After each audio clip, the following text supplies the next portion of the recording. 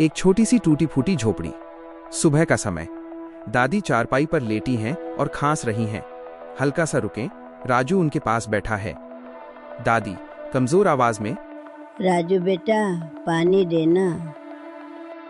राजू पानी का गिलास लाता है और दादी को पिलाता है।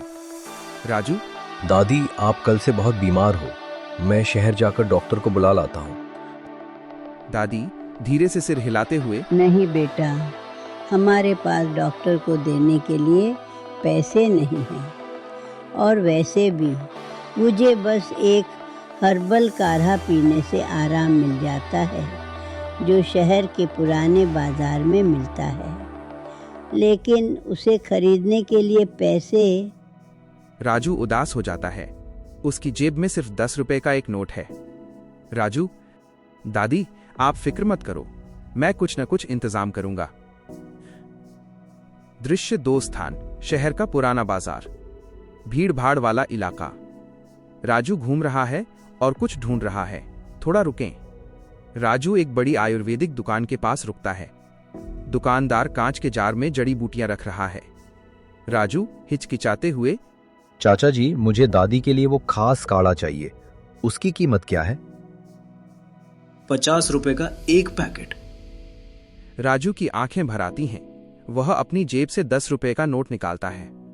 राजू, चाचा जी मेरे पास सिर्फ 10 रुपए हैं, क्या मुझे थोड़ा सा काढ़ा मिल सकता है? मेरी दादी बहुत बीमार है।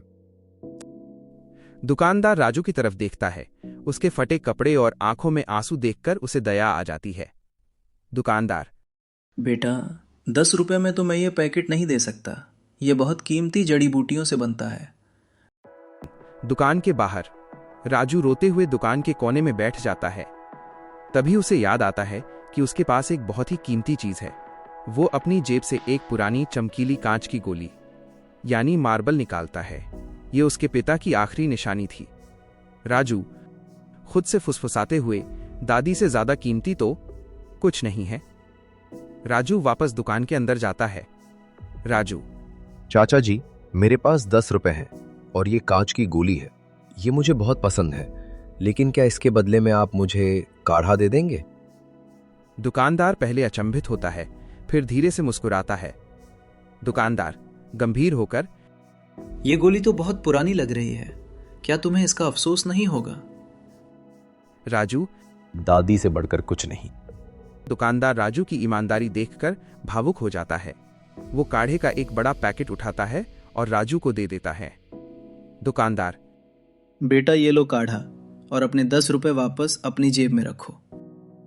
राजू हैरान होकर, लेकिन चाचा जी, कांच की गोली? दुकानदार हंसते हुए, ये गोली तुम अपने पास ही रखो, तुम्हारी दादी के लिए प्यार ही असली कीमत है। जाओ उन्हें ये काढ़ा पिलाओ। राजू की आंखों में खुशी के आंसू आ जाते हैं। राजू, शुक्रिया चाचा जी, आप बहुत अच्छे हैं। शाम का समय।